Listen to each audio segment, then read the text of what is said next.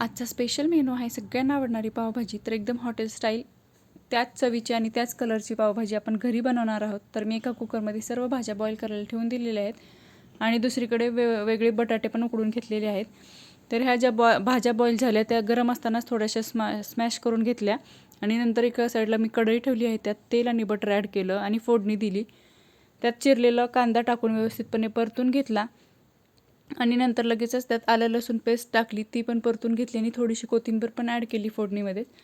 आणि हे सर्व व्यवस्थितपणे परतून झाल्यानंतर टोमॅटो प्युरी ॲड केली आणि ती पण व्यवस्थित परतून घेतली. नंतर त्यामध्ये सुके मसाले म्हणजेच मीठ, हळद आणि लाल तिखट आणि पावभाजी मसाले एवढे सुके मसाले मी ॲड केले आणि व्यवस्थितपणे मिक्स करून घेतले. आणि नंतर त्यामध्ये उकडून स्मॅश केलेला बटाटा ॲड केला, तो पण व्यवस्थित मिक्स करून घेतला आणि नंतर सर्व ज्या भाज्या आपण बॉईल करून स्मॅश केल्या होत्या त्या पण ॲड केल्या आणि हे व्यवस्थितपणे मिक्स करून व्यवस्थित शिजू द्यायचं आणि नंतर त्यात थोडंसं पाणी ॲड करून व्यवस्थित स्मॅश करून घ्यायचं.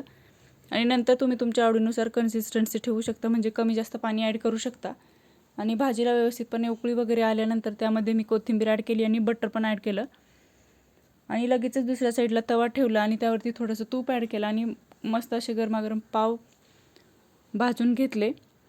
तर ही झाली आपली हॉटेलसारखी एकदम टेस्टी पावभाजी तयार. नक्की ट्राय करा आणि रेसिपी आवडली तर व्हिडिओला लाईक करायला विसरू नका.